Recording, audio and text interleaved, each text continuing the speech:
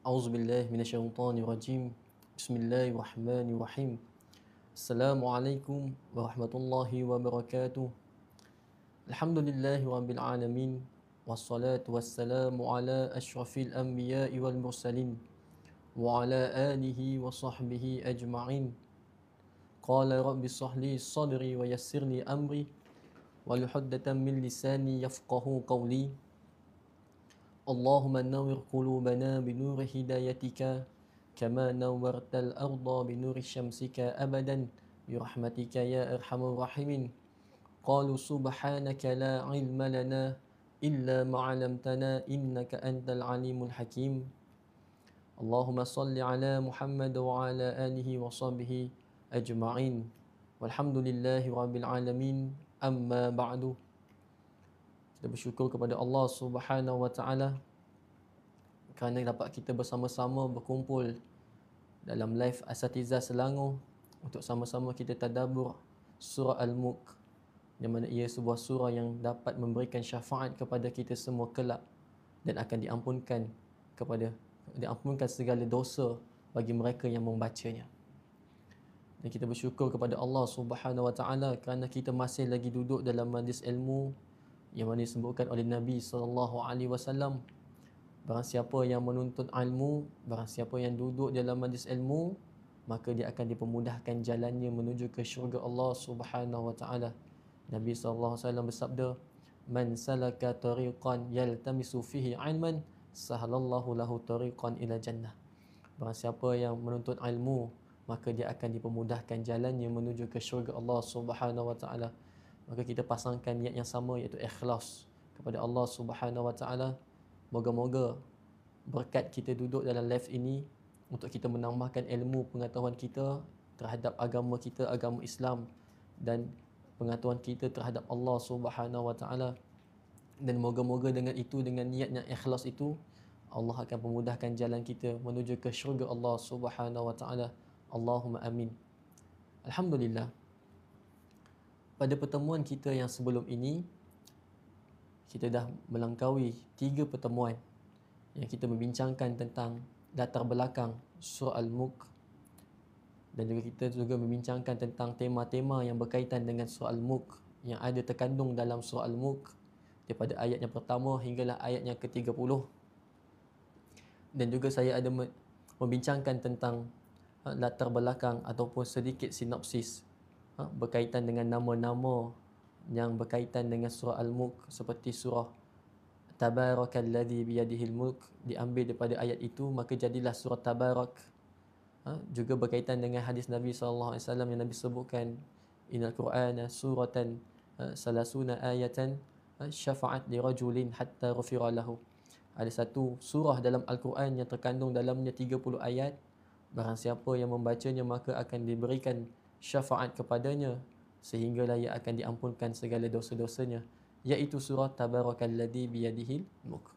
Dan juga ada nama lain bagi surah Al-Mulk itu, seperti surah Al-Munjiyah, surah Al-Mani'ah, surah Al-Mujadilah.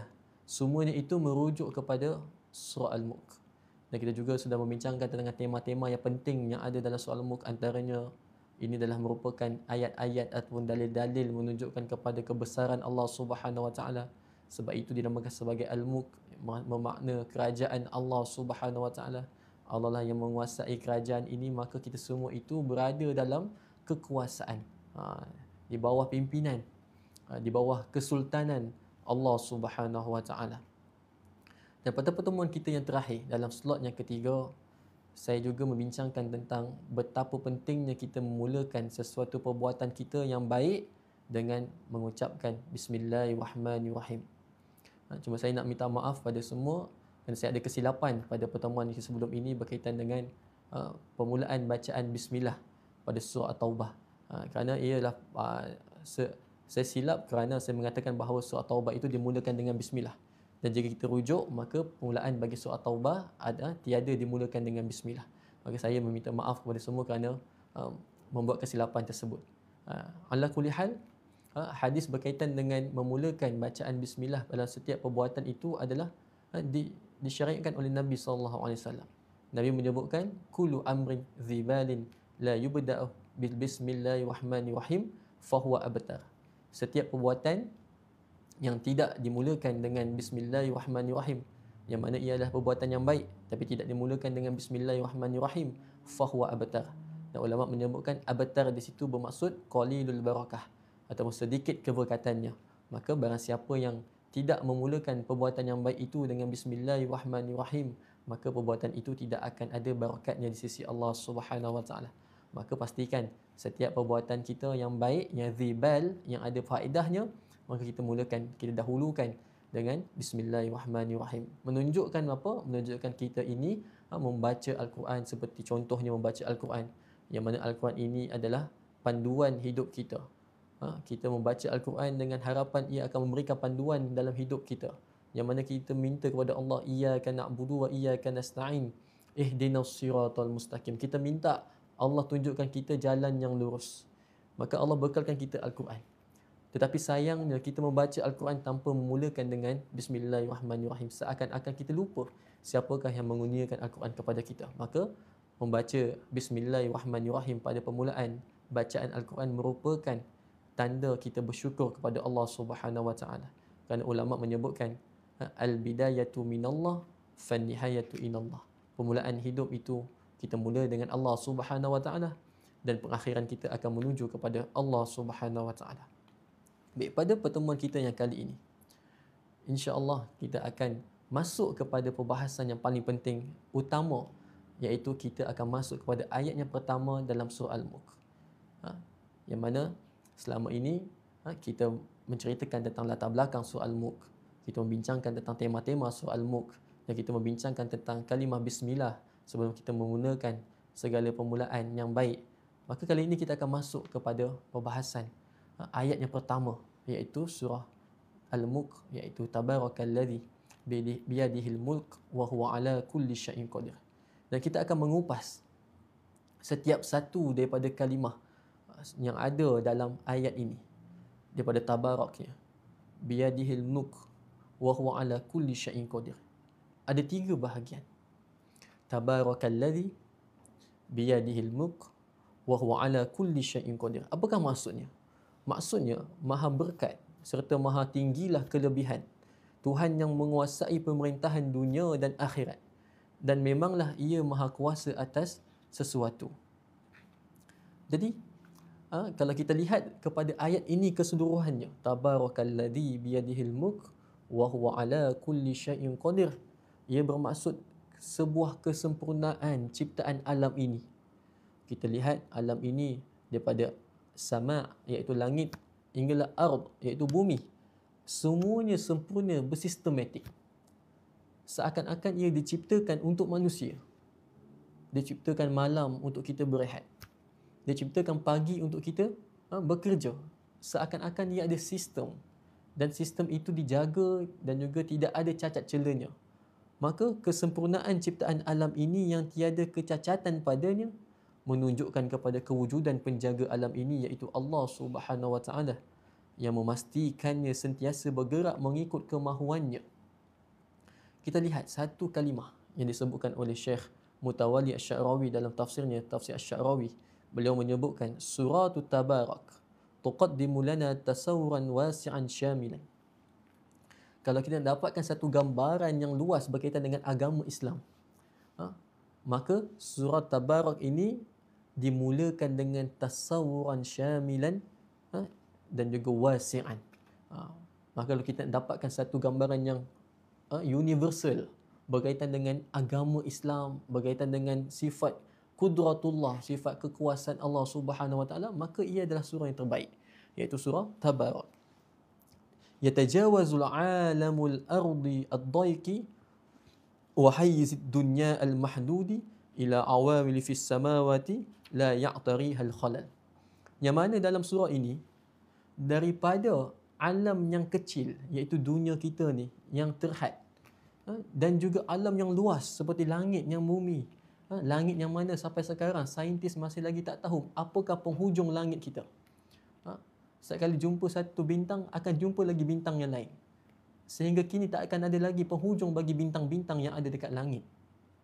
Maka ia menunjukkan bahawa Setiap ciptaan Allah ini daripada yang kecil hinggalah yang keluas ini, semuanya menunjukkan kepada kebesaran Allah Subhanahu Wa Taala. Kerana apa? La ya'tarihul bat la ya'tarihi al-khalal.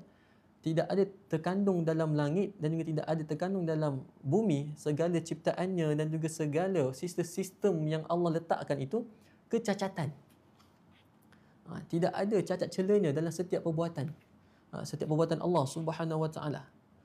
Fa fahamul insan, maka manusia akan faham daripada sistem ini li tabi'atil tuwajiduhu fil hazal qawni al mundabiti bi amrillahi wahdahu yaj'aluhu mutawafiqan ma'a manzumatil kauni kubra musabbihati lillah. Maka manusia akan faham apa? Manusia akan faham satu perkara, iaitu tuwajiduhu fi hazal kauni mundabit bi amrillah. Maka manusia akan menjumpai bahawa semua alam yang kita lihat ini semuanya duduk atas perintah Allah Subhanahu Wa Taala. Semuanya ini yang besar, yang luas, yang tidak lagi mampu dikecapi oleh akal manusia, semuanya ini duduk bawah perintah Allah Subhanahu Wa Taala. Sebab itu ayat ini adalah dinamakan sebagai surah Al-Mulk.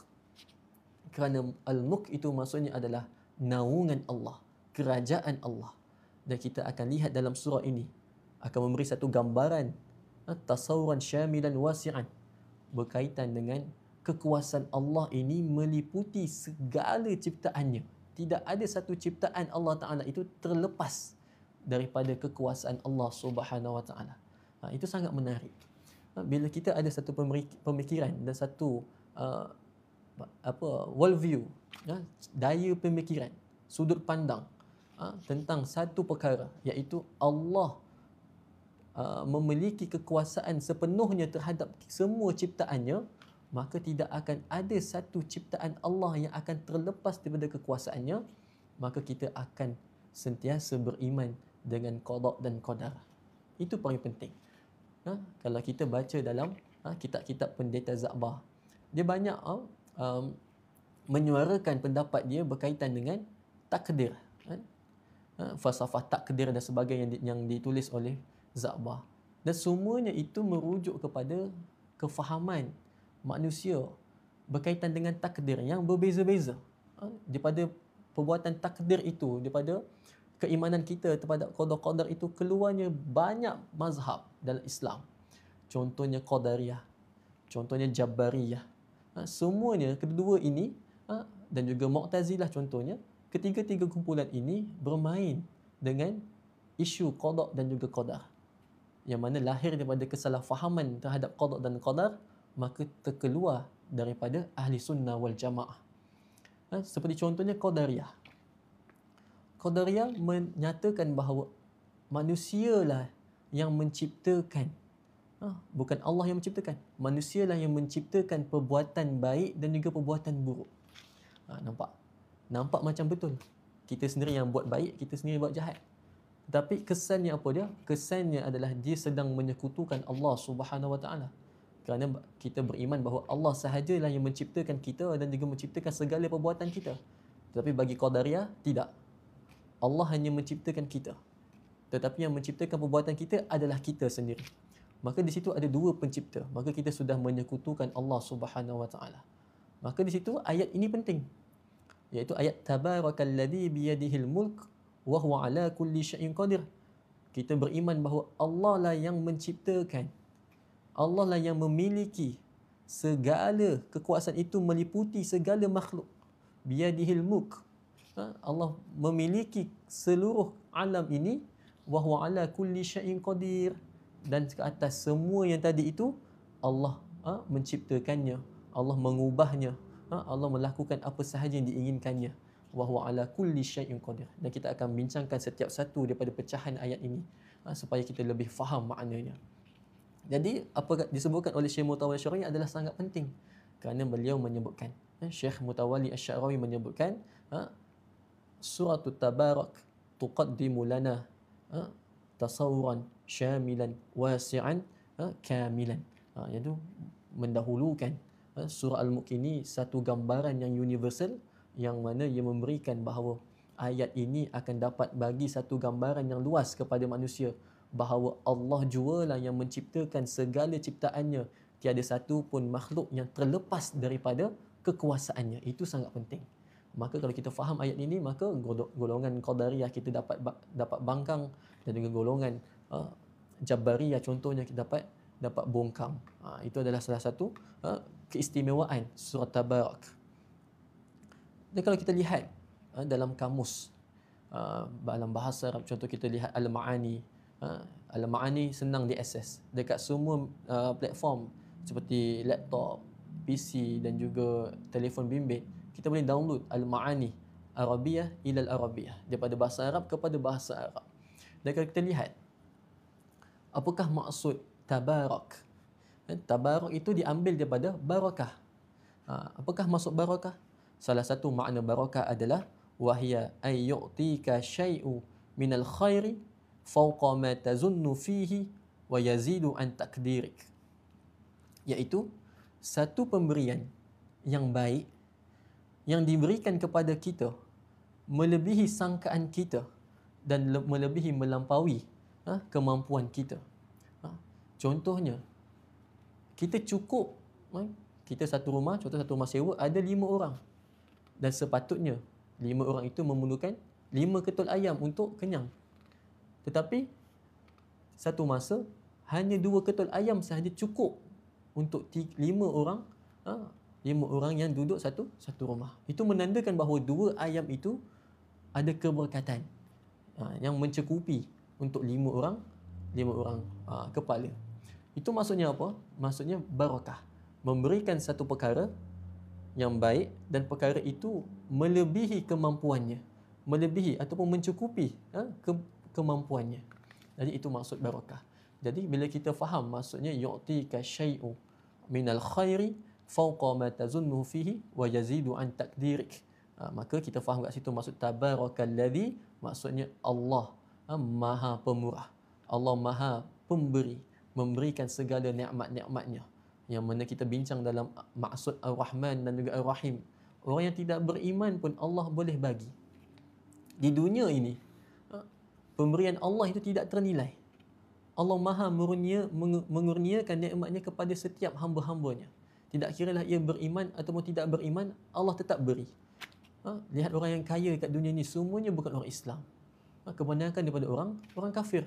Itu menandakan Allah mengurniakan nikmat-nikmatnya sama rata. Cuma dengan sifat Ar-Rahim, Allah eksklusif, khusus kepada orang yang mukmin, ganjaran syurga, pahala yang melimpah ruah, itu hanya khusus kepada Muslim.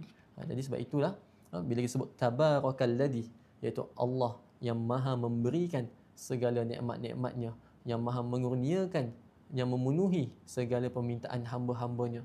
Ia semua terkandung dalam ayat tabarakalladzi, iaitu yang maha berkat, yang maha memberikan, yu'tika syai'u minal khairi wa yazidu an takdirik. Allah bagi satu perkara yang melebihi kemampuan kita. Kita tak pernah terfikir di akal Allah akan bagi, Allah akan bagi. Sebab itu bila kita faham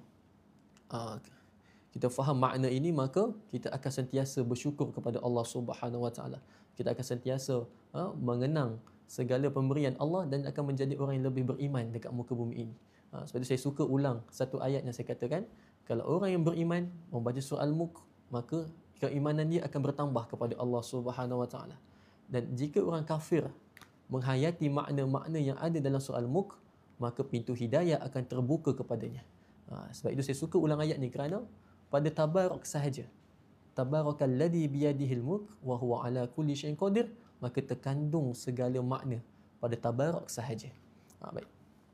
Dimaksudkan tabarak pada ayat pertama surah Al-Mulk ini adalah begitu agung kebaikan yang Allah berikan kepada hambanya dan begitu luas pemberian nikmat kepada hambanya.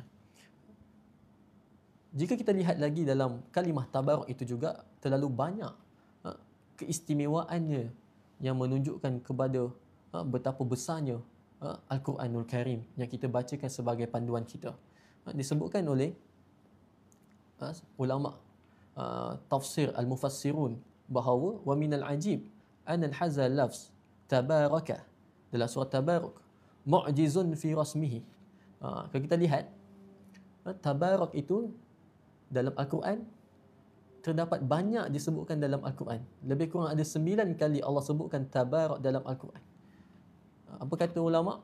Wa minal ajib anna hazal lafz tabarak mu'jizun fi rasmihi. Dalam penulisan ta, ba, alif, raf, ka, ra, ka, kaf. Kesemuanya ini adalah mukjizat. Bukan salah satu, tapi semuanya itu. Gabungan daripada ta, ba, alif, ra, kaf. Maka kelima-lima ini disebutkan oleh ulama mufassirun sebagai mukjizat. Dan juga wa mu'jizun fi ishtiqaqihi, dan setiap ambilannya, barakah, tabarak, mubarak, dan segala ishtiqaqnya itu juga adalah mukjizat. Falau tataba'ta al-Qur'ana lawajadta anna hadzal kalimata waradat fil Qur'ani 9 marat. Kalau kita lihat dalam Quran, kita buka Al-Quran, kita lihat tabarak itu disebutkan dalam Al-Quran ada 9 kali. Sab'u minha bil alif, 7 daripadanya itu disebutkan beserta dengan alif. Tabarak, ada alif. Wa maratani biduni alif. Dan 2 kali disebutkan tanpa dengan alif. Tabarak. Tabarak, tidak ada alif. Maka kat sini akan ada timbul satu persoalan. Kenapa Al-Quran sebahagiannya ada alif tabarak dan sebahagian lain tidak ada alif tabarak? Maka kat sini ada satu penimbulan persoalan yang ditanyakan kepada kita. Bagaimana kita nak menjawab soalan tersebut? Ibaratnya Al-Quran tidak konsisten. Kenapa ini ada alif, kenapa tempat lain tak ada alif? 9 kali sebut. Tapi ada 7 kali dengan alif, 2 kali tidak ada alif. Kenapa Al-Quran tidak konsisten? Maka jawapan yang terbaik adalah zalika liyadulluka ala anna rasmal Qur'ani rasmun tauqifi. Ini menunjukkan bahawa penulisan Al-Quran itu adalah penulisan berbentuk tauqifi. Apakah maksud tauqifi? Tauqifi bermaksud ia adalah wahyu daripada Allah Subhanahu wa taala. Maka sejak zaman Nabi Muhammad sallallahu alaihi wasallam mendapatkan wahyu yang diturunkan melalui malaikat Jibril alaihi salam, sehinggalah kini begitulah penulisan tabarak. Tidak pernah diubah pada zaman Nabi Muhammad SAW hinggalah kini. Itu menunjukkan bahawa Al-Quran itu konsisten, tidak pernah diubah penulisannya. Bukan maksudnya ia tidak konsisten. Malah ia menjadi sebab bahawa Al-Quran adalah konsisten. Kerana kalaulah orang Arab zaman Nabi Muhammad semuanya fusaha, semuanya orang yang alim dalam bahasa Arab. Kita lihat orang dulu suka, ataupun orang zaman Nabi Muhammad SAW itu suka bersyair. Kerana mereka ini pakar dalam bahasa Arab. Seseorang itu akan dinilai bahawa dia adalah orang yang pakar dalam bahasa Arab apabila dia pandai melakukan syair, dia pandai mengubah ayat menjadi sebuah syair. Jadi zaman dahulu, semua di sekeliling Nabi itu semuanya pandai bersyair. Maksudnya apa? Maksudnya mereka itu pakar dalam bahasa Arab. Jadi tidaklah mereka sedar kalaulah mereka itu pakar bahasa Arab, kenapa mereka tidak sedar penulisan Al-Quran itu ada silapnya pada tabarak dan juga tabarak. Maka jika mereka tidak mengiktiraf kesilapan Al-Quran, kenapa kita tiba-tiba nak menyatakan bahawa Al-Quran itu ada tersilap? Maka ia menunjukkan bahawa ayat-ayat Al-Quran, lebih-lebih lagi pada kita bincang itu tabarak adalah kalimah ataupun adalah lafaz yang mukjizat. Apabila disebutkan mukjizat, maka ia bermaksud tidak akan ada kesilapan pada Al-Quran. Sejak zaman Nabi Muhammad SAW, begitulah penulisannya, dan dipindahkan kepada para sahabat, begitulah tulisannya, dan dipindahkan kepada tabi'in, begitulah tulisannya, dan dipindahkan kepada tabi'in, begitu jugalah penulisannya. Maka ia konsisten, tidak diubah. Tidak seperti golongan Yahudi dan juga golongan Nasrani, yang mana mereka ini allazina yaqtubuna alkitaba biaydihim thumma yaqulu hadza min indillah liyashtaru bihi thamanan qalila. Yang mana mereka ini menulis kitab suci mereka dengan tangan mereka sendiri, mereka ubah suai mengikut kehendak nafsu mereka. Yang mana kemudian mereka claim bahawa ini adalah kitab daripada Allah Subhanahu wa taala untuk mendapatkan keuntungan dunia. Liyashtaru bihi thamanan qalila, untuk mendapatkan keuntungan yang sedikit dekat dunia ni. Jadi mereka ini ada pangkat, mereka ini ada kedudukan, mereka nak jaga kedua perkara ini, maka mereka ubah ayat kitab suci mereka mengikut kehendak nafsu mereka demi kepentingan mereka. Al-Quran bukan begitu. Al-Quran bukanlah ditulis dengan tangan Nabi Muhammad SAW. Keseluruhan makna dalam Al-Quran itu dan juga tulisannya itu, susunan ayatnya itu, semuanya adalah mukjizat wahyu daripada Allah Subhanahu Wa Taala. Maka jawapan terbaik adalah penulisan Al-Quran adalah wahyu daripada Allah. Maka tidak pernah akan ada kesilapan pada penulisan Al-Quran. Laisa amrun mekanika kama fi qaulihi ta'ala awwal surah 'alaq iqra bismi rabbikal ladzi khalaq. Dan juga kat situ kita nampak kalau iqra bismi rabb ini ada perbahasan yang berbeza tapi sama pada kedudukannya. Dalam bismillahirrahmanirrahim tidak ada alif pada bismi. Bismillahirrahmanirrahim, basin mim. Bismillahirrahmanirrahim, tetapi pada ayat surah Al-Alaq iqra bismi rabbikal ladzi ada alif pada ismi. Di situ menunjukkan bahawa adakah Al-Quran tidak konsisten? Maka jawapannya sama. Penulisan Al-Quran adalah wahyu daripada Allah. Maka sejak zaman Nabi Muhammad SAW begitulah penulisannya, dan sejak dan turun kepada zaman kita sekarang ini begitu jugalah tulisannya, dan ia sebenarnya menunjukkan kepada konsisten tidak berubah, bukannya ketidak konsisten. Jadi itu adalah perkara yang penting untuk kita faham. Kerana apa? Yang pertama, istimewanya lafaz tabarak ini kerana ia merupakan lafaz mukjizat pada penulisannya dan mukjizat pada istiqaqnya.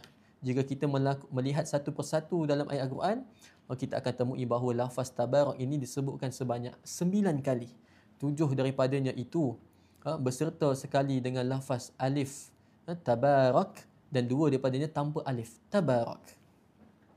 Setiap kalimah dalam Al-Quran bukan bahasa Arab yang biasa.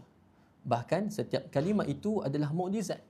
Sehingga kan untuk membaca Al-Quran itu sendiri mewajibkan membacanya itu dalam keadaan suci.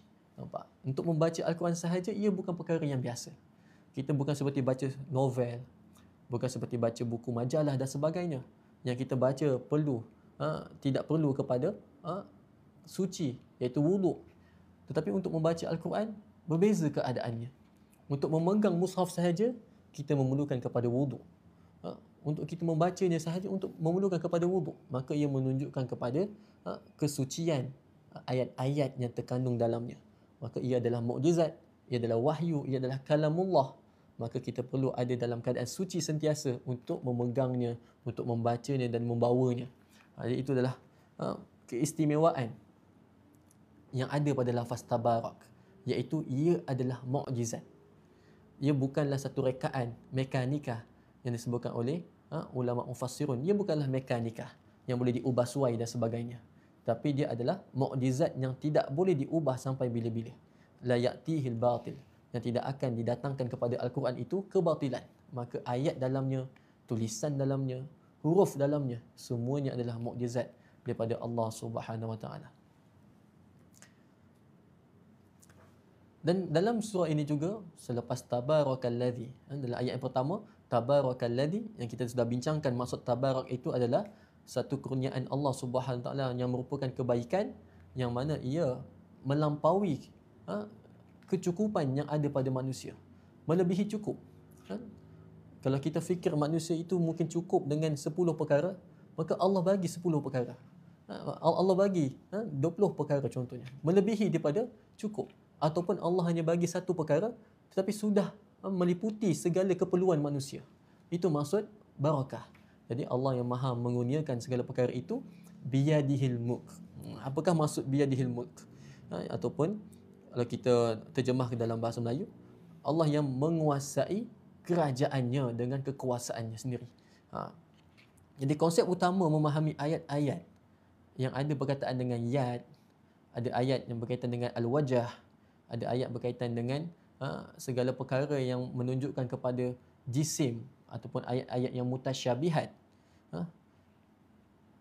Kita perlu memahami ayat-ayat ini dengan satu kaedah, iaitu tanzihullah mimma la yaliqu bihi. Dengan kita perlu menyucikan Allah Subhanahu Wa Taala, tanzihkan Allah Taala daripada segala perkara yang mendorong kepada mentajsimkan ataupun menjisimkan Allah Ta'ala ataupun menyerupakan Allah dengan makhluk. Jadi contohnya bila satu kumpulan, yang mungkin kumpulan ini menyeleweng kefahamannya, dia baca ayat tabarakalladzi biyadihil mulk, maka dia tengok kat kamus yad itu maksudnya tangan.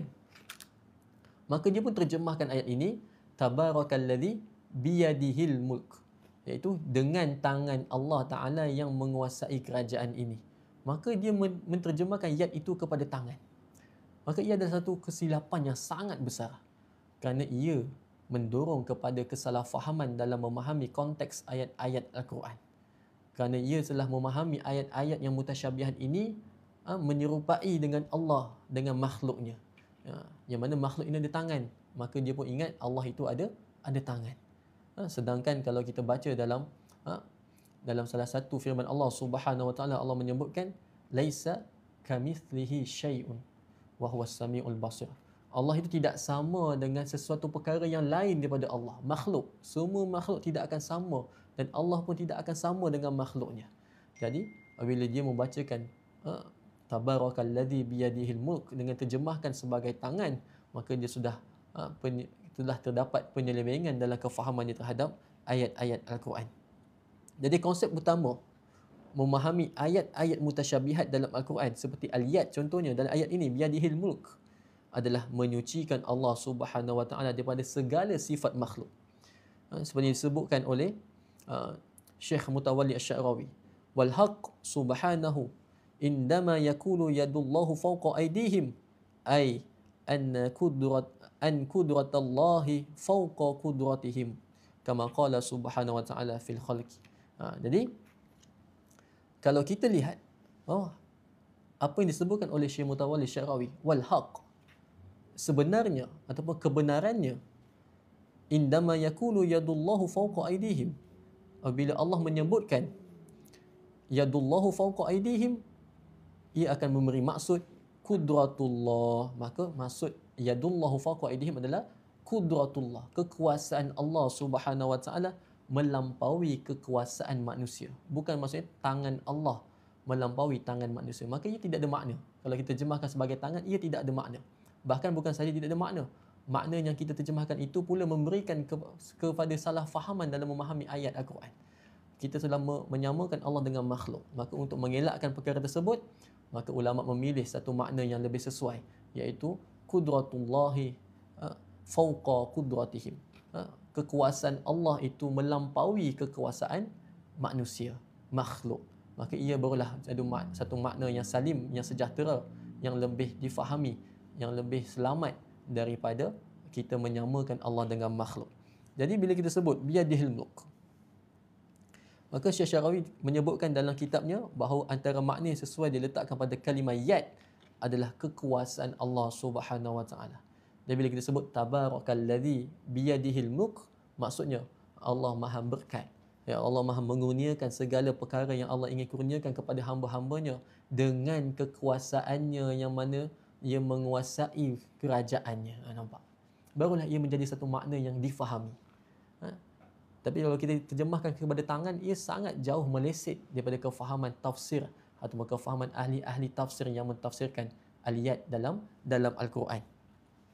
Jika Allah Subhanahu Wa Taala yang menguasai kerajaan ciptaannya ini, maka tiada sebab untuk manusia berputus harapan daripada rahmat Allah Subhanahu Wa Taala. Maka kalau kita faham ayat ini, cukup kita faham ayat ini, iaitu tabarakalladzi biyadihil mulk. Allah yang Maha mengurniakan segala kurniaan yang ingin dikurniakan kepada hamba-hambanya. Dengan kekuasaannya, dengan kudrahnya, dengan kekuasaannya, ia menguasai segala makhluk yang ada dalam kerajaannya. Maksudnya apa? Allah lah yang kurniakan kita nikmat. Allah yang kurniakan kita rezeki. Allah yang bagi kita rezeki selama ini. Maka la taqlaq, ataupun jangan kita berputus harapan. Jangan kita down dengan segala pemberian Allah. Contohnya kita bekerja. Pagi, petang, siang, malam kita bekerja. Dan kemudian kita tak dapat rezeki yang kita inginkan melalui kerja yang kita lakukan. Maka kita menyalahkan takdir. kita menyalahkan Allah Subhanahu Wa Taala. Ya Allah, aku dah berdoa kepada Engkau, ya Allah, aku mohon supaya Engkau berikan aku rezeki yang cukup dan sebagainya, tapi Engkau tidak berikan. Maka dia berputus harapan dengan Allah Subhanahu Wa Taala. Maka untuk mengelakkan situasi tadi itu berlaku, yang dia mengharapkan rezeki yang dia nampak, iaitu rezeki makanan dan juga minuman semata-mata, itu adalah satu pemahaman yang sempit berkaitan dengan rezeki. Rezeki Allah itu luas. Maka jangan sesekali kita berputus harapan daripada kita memohon rezeki daripada Allah Subhanahu Wa Taala. Sebab apa? Sebab Allah itu Maha mengurniakan. Tabarak. Apakah maksud tabarak tadi kita sudah bincangkan? Suatu kurniaan Allah Subhanahu Wa Taala, yu'tikallahu syai' minal khairi wa yazidu an taktirik, melampaui daripada kecukupan yang kita perlukan. Allah akan bagi kita lebih. Maka kita kena percaya pada ayat ini, dan kita kena percaya bahawa Allah lah yang sentiasa memberikan, Allah yang menciptakan segala perkara yang ada dalam diri kita, kerana Allah yang menguasai kerajaannya ini, dan dalam kerajaan itu semuanya makhluk-makhluk yang diciptakan ada dalamnya. Maka Allah lah yang menguasai. Maka percayalah, kalau Allah lah yang memulakan, maka Allah akan sempurnakan. Percaya kepada rahmat Allah, percaya kepada takdir dan sebagainya. Maka ayat ini membantu kita untuk kita membetulkan balik akidah kita, untuk kita membetulkan balik macam mana kita faham tentang agama, untuk membetulkan balik bagaimana kita, pegangan akidah kita terhadap Allah Subhanahu Wa Taala. Sebab itu penting untuk kita memahami setiap perkara yang Allah kurniakan kepada kita. Seperti Allah sebutkan, seperti Syekh Mutawalli Syarawi sebutkan, fa iza kana mulk biyadillah, jika kekuasaan itu, jika kerajaan ini adalah milik Allah Subhanahu Wa Taala, jika kerajaan ini adalah kekuasaan Allah Taala, di bawah kekuasaan Allah Subhanahu Wa Taala, fala taqlaq ala rizqin, maka janganlah kita berputus harapan daripada memohon rezeki Allah Subhanahu Wa Taala. Maka famadamallahu qad istid'aka fa innahu dhamina laka rizquka. Dhamana laka rizquka. Selagi mana Allah menguasai kerajaannya ini, iaitu Allah sentiasa menguasai kita semua, maka kita kena percaya bahawa Allah sentiasa menjamin rezeki kita. Itu paling penting. Contohnya apa? Wa rizquka yanzilu minas sama 'alal ardi. Rezeki kita ini sentiasa turun daripada langit kepada bumi. Fayambitu nabatun ya'kulu minhu kullu kain.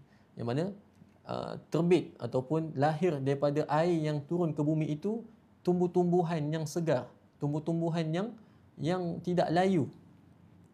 Ya'kulu minhu kullu kain 'alal ardi. Yang mana dengan tumbuhnya tumbuhan itu, maka dapat merasakan nikmat, kesedapannya, kekenyangannya itu manusia. Daripada tumbuh-tumbuhan itu, yang mana Allah turunkan hujan, kemudian tumbuh tumbuh-tumbuhan, dan tumbuh-tumbuhan itu dapat dimakan oleh manusia dan juga binatang lain, dan dapat kenyang dengan bantuan daripada air hujan yang Allah turunkan. Maksudnya rezeki kekenyangan itu Allah sentiasa berikan kepada kita. Kerana apa? Kerana hujan sentiasa turun di muka bumi ini. Itu tandanya Allah masih lagi memberikan rezeki kepada manusia. Qad ya'kulu ba'du ma ya'kulu an-nabat kal an'am wal masyiyah wa rizquka innama huwa murtabitun bi kulli zawahir tabi'ah ala ardi min riyahin wa hawa'in. Kalau kita lihat ayat ini, Syekh Mutawalli Syarawi menyebutkan bahawa rezeki kita sebenarnya ada dekat dunia ini. Allah sentiasa kurniakan kita udara. Tanpa ada udara kita tidak mampu untuk bernafas. Maka Allah ciptakan udara supaya manusia sentiasa boleh bernafas. Itu juga adalah rezeki. Maka sebenarnya rezeki, konsep memahami rezeki ini sebenarnya lebih luas daripada jangkaan kita. Yang kita rasa kalau Allah kurniakan kita gaji, Allah kurniakan kita duit, barulah kita rasa ini adalah rezeki daripada Allah. Barulah kita rasa bersyukur kepada Allah Ta'ala. Sedangkan setiap saat hidup kita ini yang memerlukan hirupan udara itu adalah kurniaan daripada Allah. Sepatutnya sentiasalah kita bersyukur kepada Allah. Sebab itulah Allah Maha mengurniakan nikmat kepada hamba-hambanya. Jadi sifat pemberian nikmat itu memang dah selari dengan zat Allah Subhanahu Wa Taala. Di antara al-mulk, ini adalah satu perbahasan yang berbeza, perbahasan yang lain, iaitu kalau kita lihat daripada perkataan al-mulk, gabungan daripada mim, lam dan juga kaf. Maka kat dalam bahasa Arab dia ada dua makna. Kalau dengan dhammah iaitu al-mulk dan juga dengan kasrah al-milk. Kedua-duanya itu mempunyai makna yang berbeza tetapi ada sedikit persamaan. Yang pertama pada al-mulk. Al-mulk itu yang memberi maksud kerajaan ataupun satu kekuasaan, kesultanan dan sebagainya yang menunjukkan kepada satu kekuasaan. Dan al-milk adalah menunjukkan kepada pemilikan. Jadi sebenarnya dalam Al-Quran tidak menyebutkan tabarakalladzi biyadihil milk, tidak menggunakan milk kerana milk itu adalah pemilikan. Tetapi dalam Al-Quran menggunakan tabarakalladzi biyadihil mulk. Apakah maksud mulk? Maksudnya adalah kekuasaan. Kat sini sebenarnya Allah ingin manusia faham perbezaan di antara al-mulk dan juga al-milk. Al-mulk, kerajaan khusus. Allah sahaja yang menguasai sekalian ciptaannya, iaitu makhluk-makhluk. Tetapi kalau al-milk, maka ia berbeza. Dia boleh ada pada Allah Subhanahu Wa Taala, iaitu Allah memiliki segala ciptaannya. Boleh juga pada manusia. Manusia yang memiliki harta, manusia yang memiliki anak-anak, manusia yang memiliki kepunyaannya dan sebagainya. Maka semuanya itu ada juga pada manusia. Jadi untuk mengelakkan kesalahfahaman, mana Allah menggunakan al-mulk berbanding al-milk. Ala kulli hal, Syekh Mutawalli Syarawi membezakan al-mulk khas lil jabarut dan juga lil malakut wal milk khassun lil makhluqat. Maksudnya al-mulk adalah khusus kepada Allah Subhanahu Wa Taala dan juga al-milk adalah khusus kepada manusia dan juga makhluk. Sebab itu Allah menggunakan biyadihil mulk, tidak menggunakan biyadihil al-milk. Tidak ada satu pun daripada pemilikan dan kekuasaan yang ada di dunia ini melainkan ia atas izin Allah Subhanahu Wa Taala. Oleh itu pemilikan yang kekal dan kekuasaan yang berterusan hanyalah Allah Subhanahu Wa Taala. Dan kalau kita lihat amma fil majal ilahi, kalau kita lihat dari sudut ketuhanan, Allah itu maha berkuasa, Allah itu maha menciptakan. Fa innana nas'udu linara man yamliku kulla malikin wa mulkin innahu Allahu innahu Allah Subhanahu Wa Ta'ala la yazunnu ahadun an hunaka insanan qad malika syai'an aw jahan fi hadhihi dunya bighairi muradillahi fih. Kalau kita lihat dari sudut ketuhanan Allah Subhanahu Wa Ta'ala, maka kita akan lihat bahawa Allah memiliki segala pemilikan yang ada kat dunia ni, termasuklah apa yang manusia milik. La yazunnu ahadun, tidak akan ada pun manusia yang merasakan bahawa ada seorang manusia yang memiliki sesuatu ataupun manusia yang memiliki satu pangkat ataupun jawatan, kecuali ia atas izin Allah, kecuali Allah yang bagi dia. Tidak ada kita merasakan nikmat keluarga, kita dapat memiliki keluarga, dapat memiliki harta, dapat memiliki pangkat dan juga jawatan, melainkan atas izin Allah Subhanahu Wa Taala. Allah Subhanahu Wa Taala berfirman dalam surah Al-Imran, Qulillahumma malikal mulki tu'ti mulka man tasha wa tanzi'u mulka mimman tasha wa tu'izzu man tasha wa tudhillu man tasha biyadikal khair innaka ala kulli syai'in qadir. Nampak? Allah sebutkan Qulillahumma malikul mulki tu'ti mulka man tasha. Allah yang memiliki segala makhluk yang diciptakan olehnya itu. Allah yang menguasai kita semua. Tu'ti mulka man tasha, dan Allah yang mengurniakan, Allah yang memberikan, Allah yang datangkan segala hajat-hajat kita. Apa yang kita rasa kita punya, semua Allah yang bagi. Man tasha, barang siapa yang Allah kehendaki untuk dia terima. Sebenarnya ini adalah ayat yang sangat penting untuk kita faham. Ayat ini adalah ayat yang sama dengan tabarakalladzi biyadihil mulk. Sebab itu dia disertakan dalam surah Tabarak. Maksudnya sama. Segala apa yang kita rasa kita milik dan segala apa yang kita rasa kita punya, sebenarnya ia adalah daripada Allah Subhanahu Wa Taala, atas izin Allah Subhanahu Wa Taala. Jadi kalau kita faham makna ini dengan sebenar-benar kefahaman, itulah tujuan tadabbur. Tadabbur adalah kita menghayati makna Al-Quran. Jadi kalau kita benar-benar menghayati makna tabarakalladzi biyadihil mulk, Allah yang maha mengurniakan segala keperluan manusia dengan kekuasaannya yang mana ia menguasai segala penciptaannya, maka kita akan dapati bahawa segala apa yang kita miliki, harta kita dan sebagainya, harta yang kita miliki dan sebagainya, semuanya adalah milik Allah Subhanahu Wa Taala pada hakikatnya.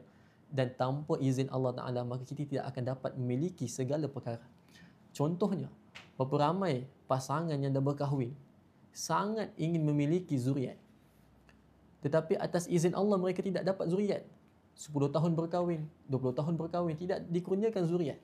Maka kita faham kat sini, pemilikan manusia tidak boleh diciptakan begitu sahaja. Oh, saya nak zuriat, maka diciptakan zuriat. Tidak. Pemilikan manusia sendiri itu memerlukan kepada izin Allah Subhanahu Wa Taala untuk direalisasikan.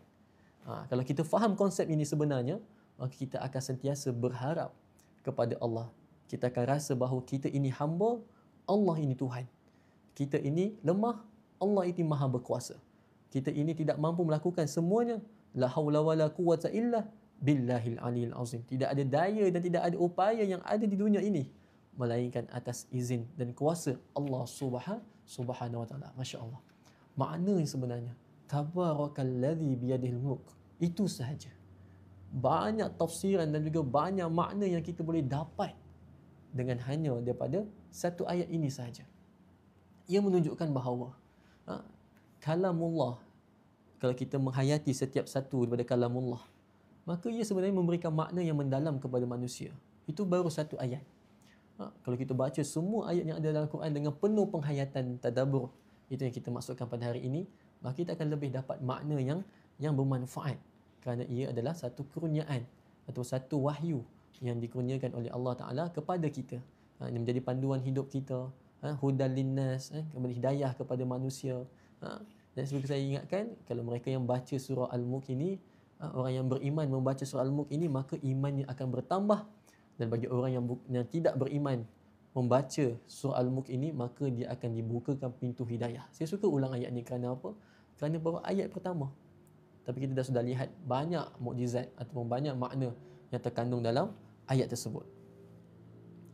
Maka sekali lagi Syekh Mutawalli Syarawi menyebutkan bahawa faman kana lahu milk, maka siapa yang merasakan dia itu ada memiliki sesuatu, fa innahu la yadum, maka pemilikan dia itu tidak berterusan, tidak akan kekal selama-lamanya. Li'anna Allahu yanzi'ul mulk li'anna Allah yanzi'ul mulka mimman yasha, kerana Allah lah yang memberikan, Allah lah yang mengurniakan kepada kerajaannya itu, ataupun yanzi'ul milk, ataupun Allah yang mengurniakan, Allah yang memberikan pemilikan kepada manusia mimman yasha, bagi barang siapa yang Allah nak dia memiliki. Kerana saya cerita tadi tu, yang orang mengandung, orang yang inginkan zuriat tidak akan dapat zuriat melainkan Allah berikan dia, izinkan dia mendapat zuriat. Wa yu'tihi liman yasha, dan Allah juga memberikan pemilikan kepada manusia bagi yang Allah keinginan. Yang Allah inginkan dia dapat, maka dia akan dapat. Kalau Allah tak izinkan, maka dia tidak akan dapat. Fallahu subhanahu wallazi yu'ti mulk liman yasha wa huwa subhanahu ta'ala yanzi'uhu mimman yasha, innaha iradatullahil khaliqul a'la. Maka ialah memahami sifat iradah Allah Subhanahu wa taala yang maha pencipta, fa indama yuridu fala raddun liqada'ihi. Kalau Allah menghendaki sesuatu, maka ia akan jadi dan tetap pasti. Jadi itu perkara yang sangat penting untuk kita fahamkan, iaitu segala ciptaan yang Allah ciptakan ini semuanya duduk di bawah kerajaan Allah Subhanahu wa taala, kekuasaan Allah Subhanahu wa taala. Maka selagi mana ia duduk di bawah kekuasaan Allah, maka selagi itulah segala apa yang dikurniakan kepadanya itu kembali kepada Allah. Segala apa yang dimiliki oleh manusia dan makhluk selainnya, semuanya itu juga atas izin Allah Subhanahu wa taala. Maka dia akan lahir satu akidah, satu keimanan yang kuat kita terhadap Allah. Pengharapan kita terhadap Allah tidak akan putus. Sebab itu paling penting, kita sentiasa berharap kepada Allah, sentiasa berharap kepada Allah. Kita tidak lagi berharap kepada selain Allah Subhanahu wa taala. Seperti yang disebutkan oleh Imam ataupun Sayyidina Ali karamallahu wajhah, beliau menyebutkan man tazunnu annahu bijuhdil amali ay yasil annahu fahuwa mutamannin muta'annin faman zanna annahu bidunil amal ay yasil fahuwa mutamannin. Beliau menyebutkan barang siapa yang merasakan dengan bergantung sepenuh harapan kepada amalan yang dia lakukan, walaupun amalan yang baik, dia akan sampai kepada rahmat Allah Subhanahu Wa Taala, maka dia adalah orang yang sangat bersusah payah. Dia akan berada dalam kesulitan yang sangat dahsyat. Dan barang siapa yang tidak melakukan apa-apa amalan tetapi bergantung sepenuhnya kepada Allah Subhanahu Wa Taala, maka dia adalah orang yang paling berangan-angan. Jadi sebenarnya bagaimana cara nak dapatkan rahmat Allah Subhanahu Wa Taala? Maka kena mengiktiraf. Kita mengiktiraf bahawa Allah Subhanahu Wa Taala yang memiliki kita semua. Allah Subhanahu Wa Taala yang menguasai kita semua, dan kita hanya bergantung harap kepada Allah, dan sebagai tanda syukur kita berharap kepada Allah Taala adalah dengan melakukan amalan yang ikhlas kerana Allah. Jadi itu adalah konsep rahmat yang sebenar. Bersyukuri segala nikmat yang Allah kurniakan. Dan kita akan lihat pada tabarakalladzi biyadihil mulk wa huwa ala kulli syai'in qadir. Allah menyebutkan wa huwa ala kulli syai'in qadir, itu maksudnya apa dia? Iaitu ke atas setiap perkara. Ke atas setiap perkara yang Allah ciptakan itu Allah berkuasa ke atasnya. Tidak akan ada yang terlepas daripada kekuasaan Allah Subhanahu Wa Taala. Itu saya maksudkan tadi, semua makhluk yang diciptakan di muka bumi ini, langit dan juga bumi, semuanya adalah makhluk Allah dan duduk di bawah kerajaan Allah, dan Allah menguasai segala penciptaannya. Maka Allah jualah yang berkuasa untuk mengadakan, untuk menciptakan, dan juga untuk menghilangkan dan untuk mengubah apa-apa jua perkara yang harus pada akal. Allah boleh ubah apa sahaja yang selagi mana perkara itu adalah harus pada akal. Apakah maksud harus pada akal? Di sini kita kena faham hukum akal. Maka kat sini kalau kita mungkin belum pernah masuk kepada ilmu fardu ain, ilmu akidah contohnya, maka mungkin kita akan rasa janggal mendengar berkaitan dengan hukum akal. Tapi bagi mereka yang dah biasa ataupun pernah memenuhi fardu ain dalam ilmu akidah, maka mereka akan tahu perbahasan berkaitan dengan hukum akal. Hukum akal ini ada 3. Yang pertama, wajib akal. Yang kedua, mustahil akal. Dan yang ketiga, harus akal. Wajib akal bermaksud perkara yang tidak boleh diterima akal akan ketiadaannya. Atau bermaksud lain, akal kata mesti ada. Dan yang kedua, mustahil akal. Maksudnya, akal tidak boleh menerima akan kewujudannya. Atau makna lain, akal kata mesti tiada. Dan harus akal pula, perkara yang boleh ada dan perkara yang boleh tiada. Tidak ada mesti tiada, ataupun tidak mungkin mesti ada. Dia tengah-tengah. Boleh ada, boleh tiada. Jadi, contoh kalau kita belajar dalam sifat 20, ada sifat wajib bagi Allah, ada sifat mustahil bagi Allah, ada sifat harus bagi Allah. Apa maksudnya? Sifat wajib bagi Allah maksudnya wajib akal. Iaitu, akal kata sifat ini mesti ada pada Allah Subhanahu Wa Taala. Contohnya sifat wujud. Sifat wujud adalah sifat wajib bagi Allah. Maksudnya sifat yang mesti ada pada zat Allah Subhanahu Wa Taala. Begitu juga dengan sifat mustahil. Maksudnya sifat yang mesti tak akan ada pada Allah Subhanahu Wa Taala. Dan sifat harus bagi Allah pula adalah maksudnya sifat yang boleh ada dan juga boleh tiada. Baik. Itu adalah berkaitan dengan hukum akal. Baik. Hukum akal pula bila kita kata dalam ayat tadi itu, iaitu menghilangkan ataupun Allah itu boleh mengadakan, menghilangkan dan mengubah apa-apa jua perkara yang harus pada akal. Maksudnya Allah akan menciptakan, Allah akan mengubah perkara-perkara yang harus, iaitu boleh ada, boleh tiada. Bila dia sama boleh ada, boleh tiada, maka siapakah yang mengadakan dia? Kita bayangkan satu timbangan yang sama, wujud dan juga tak wujud sama rata. Jadi apakah perkara yang memberatkan ia menjadi wujud? Maka ialah Allah Subhanahu Wa Taala. Maka Allah dengan kekuasaannya menciptakan kita, menjadikan kita wujud. Sebelum ini kita sama rata, wujud dengan tak wujud. Kemudian Allah keluarkan kita daripada perut ibu kita. kita jadi wujud. Maka kewujudan kita itu bukan tiba-tiba. Seperti satu timbangan, mustahil timbangan itu tiba-tiba dia berat. Pasti ada perkara yang memberatkan dia. Kalau kat Mesir dahulu, saya belajar di Mesir, mereka masih menggunakan sistem letak pemberat dekat timbangan. Dia ada sama rata, letak batu, nanti batu tu akan berat, itu 2 kilo contohnya. Kalau letak barang-barang, saya nak beli 2 kilo sayur. Banyak betul sayur dia beli kan. 2 kilo sayur. Jadi dia letak batu 2 kilo, kalau sayur tu dia akan sama rata, betul lah 2 kilo. Maksudnya sama berat. Tapi kalau masih lagi letak sayur masih lagi 2 kilo tu masih berat, maksudnya belum mencukupi 2 kilo. Jadi mustahil benda ni akan bergerak tanpa ada pemberat. Jadi wujud kita dan juga ketiadaan kita sama. Tiba-tiba kita wujud. Mustahil kewujudan kita ini bergerak tiba-tiba. Maka mesti ada yang memberatkan kewujudan kita daripada ketiadaan kita, dan itu adalah kekuasaan Allah Subhanahu Wa Taala yang tak akan ada pada setiap makhluk. Makhluk tidak akan mampu menciptakan perkara yang tak pernah ada menjadi ada. Contoh kita kata apa? Manusia ni bijak, boleh menciptakan kereta.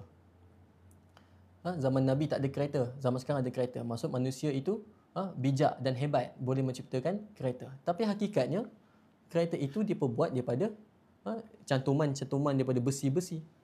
Besi-besi dapat daripada mana? Bahan galian. Bahan galian itu siapa yang ciptakan? Allah Subhanahu Wa Taala. Nak buat tayar, diambil daripada getah. Getah itu diambil daripada pohon-pohon. Siapakah yang menciptakan pohon tersebut? Allah Subhanahu Wa Taala. Begitu juga semua perkara, minyak dalam kereta semua diambil daripada bahan api pula diambil daripada galian Allah Subhanahu Wa Taala yang ciptakan. Jadi semua manusia ciptakan ini bukan ciptaan sebenarnya, hanyalah menggabung-gabungkan ciptaan Allah Subhanahu Wa Taala. Tetapi Allah Taala sahaja yang menciptakan daripada perkara yang tak ada menjadi ada. Itu hanyalah kuasa Allah Subhanahu Wa Taala. Jadi Allah jualah yang berkuasa untuk mengadakan, menghilangkan dan mengubah apa-apa jua perkara yang harus pada akal. Perkara yang boleh ada dan boleh tiada tu Allah yang mengubahnya, yang menjadikan dia ada, menjadikan dia tiada dan sebagainya. Tiada perkara yang berada di luar kudratnya, walau sehebat dan sebesar mana pun perkara itu. Sebesar mana pun gunung, sehebat mana pun, seluas mana pun lautan, Allah yang menguasainya. Tidak ada makhluk yang keluar daripada kekuasaan Allah Subhanahu Wa Taala. Jadi kita lihat apa yang disebutkan, tafsiran yang disebutkan ataupun tadabbur yang disebutkan oleh Syekh Al-Majdi Al-Makki dalam kitabnya di bawah naungan kerajaan Tuhan, pedoman tadabbur Al-Mulk yang kita gunakan sebagai panduan kita dalam tadabbur Al-Mulk bersama dengan asatizah Selangor. Auzubillahi minasyaitonirrajim.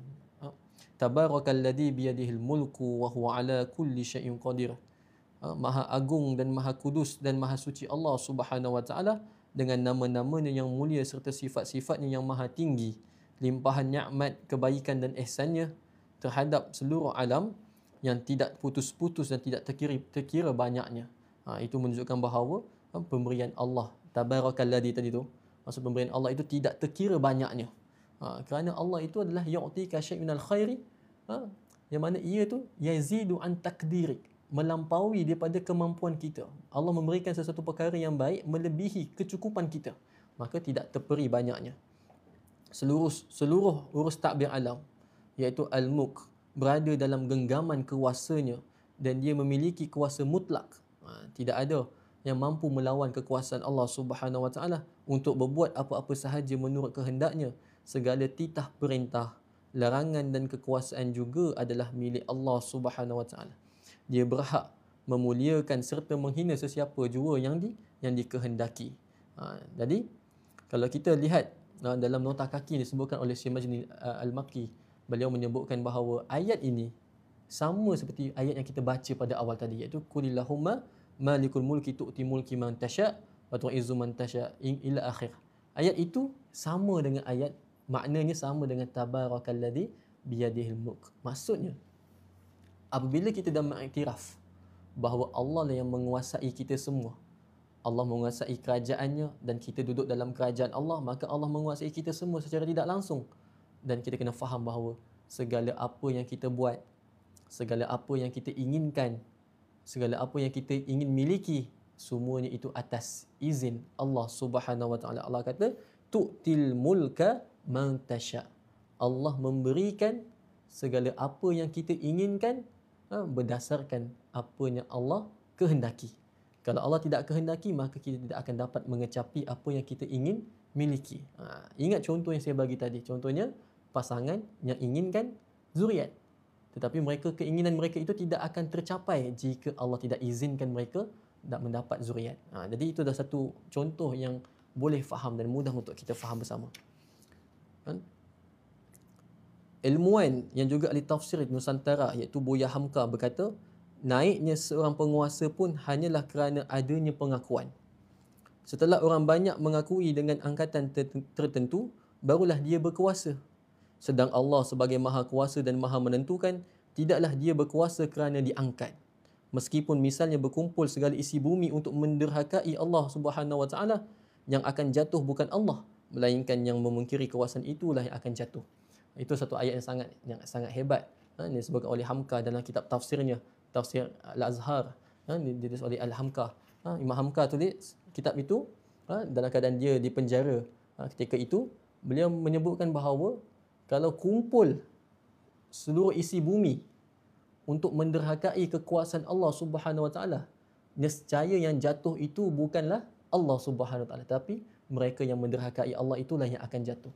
Kalau kita contohnya yang berlaku dekat negara jiran kita baru-baru ini, apabila satu rakyat pemuda ni semua demo, maka kerajaan itu akan hancur lebur. Seperti di negara-negara lain yang berlaku demonstrasi di antara rakyat dan juga pemerintah. Apabila rakyat itu mula berkuasa, mula menunjukkan suaranya, maka kerajaan akan hancur. Tetapi bukan kerajaan Allah. Kerajaan Allah, walaupun isi bumi itu berkumpul untuk menderhakai Allah Subhanahu Wa Taala, maka yang jatuh bukanlah kerajaan Allah, tetapi yang jatuh adalah mereka yang menderhakai Allah Subhanahu Wa Taala. Itu adalah perbezaan di antara Khaliq dan juga makhluk, di antara pencipta alam dan juga yang diciptakan oleh Allah Subhanahu Wa Taala. Oleh itu Allah berkuasa untuk mengadakan, Allah berkuasa untuk menghilangkan, dan Allah berkuasa untuk mengubah apa-apa jua perkara yang harus menurut hukum akal. Tiada perkara yang berada di luar kudratnya, walau sehebat dan sebesar apapun perkara itu.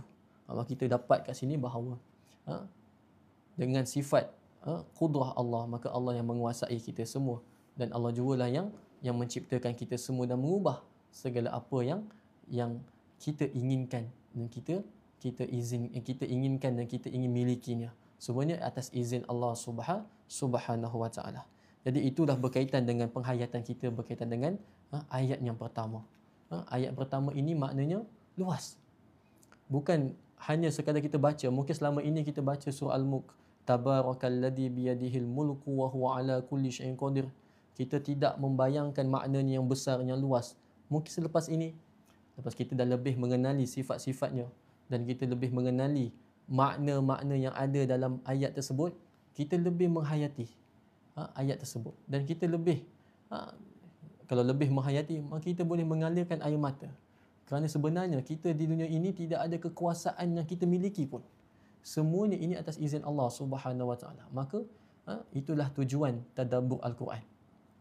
Tadabbur Al-Quran adalah kita menjadikan kita menghayati ataupun menambahkan lagi penghayatan kita terhadap Al-Quran. Maka ia adalah tujuan tadabbur Al-Quran. Jika kita sudah tadabbur Al-Quran tetapi menjadikan kita jauh lagi daripada Al-Quran, maka ia bukanlah tadabbur. Tadabbur yang sebenar adalah apabila kita memahami makna Al-Quran, kita mengkaji makna Al-Quran, dan setiap kajian kita dan setiap pengetahuan kita terhadap makna tersebut akan menjadikan kita, akan menambahkan lagi penghayatan kita terhadap Al-Quran. Dan apabila kita menghayati Al-Quran, barulah dia ada rasa perasaan zauqi itu, perasaan yang ingin beribadah kepada Allah, perasaan yang ingin menambahkan ilmu terhadap Allah, perasaan yang ingin menambahkan keilmuannya di dunia ini dan sebagainya. Maka ia bermula daripada penghayatan dia terhadap Al-Quran. Jadi itulah sedikit berkaitan dengan ayat yang pertama, iaitu Tabarakalladzi biyadihil mulku wa huwa ala kulli syai'in qadir, yang mana maknanya itu disebutkan oleh Syekh Mutawalli Asy-Syarawi sangat luas. Mana ia tuqaddimu lana hadhihi surah tuqaddimu lana tasawuran syamilan kamilan wasi'an, yang mana ia memberi satu gambaran yang luas, yang penuh, yang sempurna untuk kita memahami bagaimanakah hubungan di antara manusia makhluk dan juga Allah Subhanahu Wa Taala. yang mana kita ni adalah al-mulk, yang mana kita adalah satu kerajaan yang Allah kuasai kita, yang Allah menguasai kita sepenuhnya. Tidak ada yang keluar daripada kerajaan Allah Subhanahu Wa Taala. Maka segala apa yang kita inginkan, segala apa yang kita harapkan, semua itu akan ditentukan oleh Allah Subhanahu Wa Taala. Faham ini cukup. Maka kita akan jadi hamba yang lebih berakidah ataupun bertauhid kepada Allah Subhanahu Wa Taala. Jadi kita buka kepada persoalan. Jadi persoalan yang boleh ditujukan melalui TikTok Asatizah Selangor, maka saya akan bacakan beberapa soalan dan saya akan menjawab beberapa soalan dengan kemampuan saya, insya-Allah. Silakan.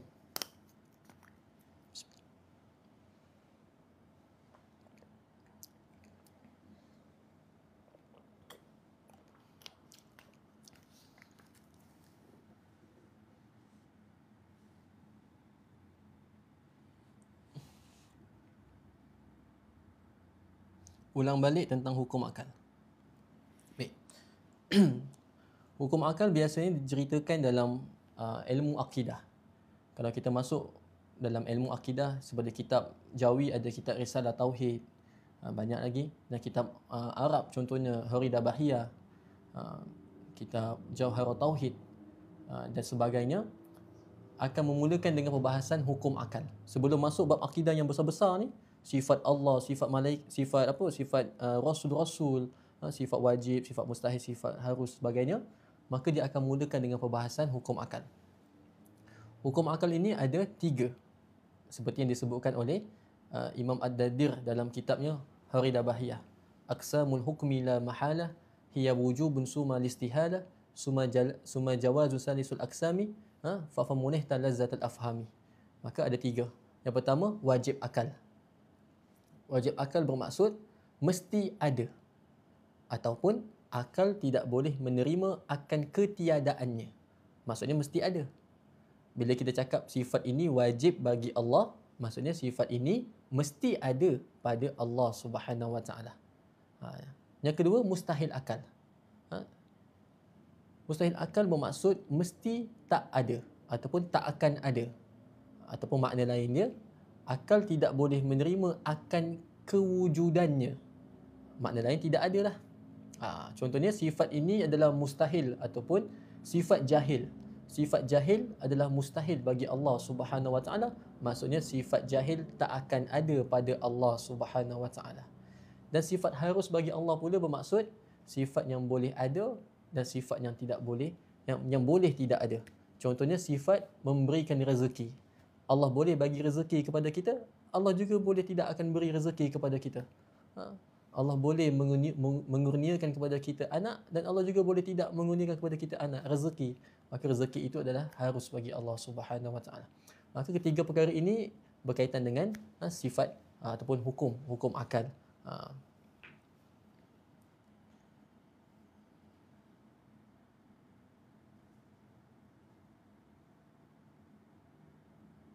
Jadi kita bacakan soalan yang seterusnya.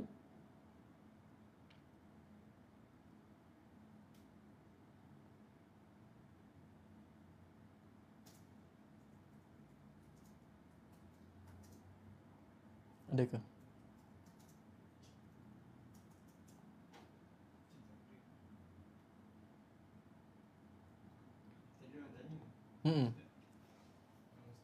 Oh, nama.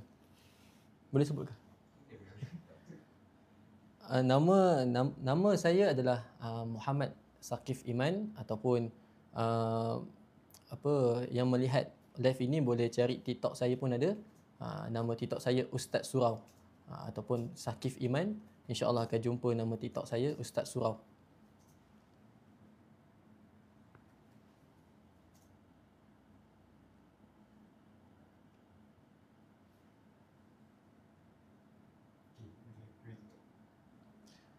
Baik, setakat itu sahaja, tiada lagi soalan, maka kita tutup pertemuan kita ini, dan segala yang baik itu datang daripada Allah Subhanahu Wa Taala, dan apa yang kurang itu datang daripada kelemahan dan juga kurangnya ilmu saya.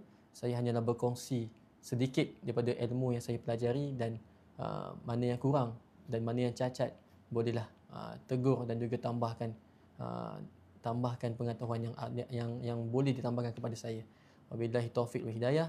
Wassalamualaikum warahmatullahi wabarakatuh.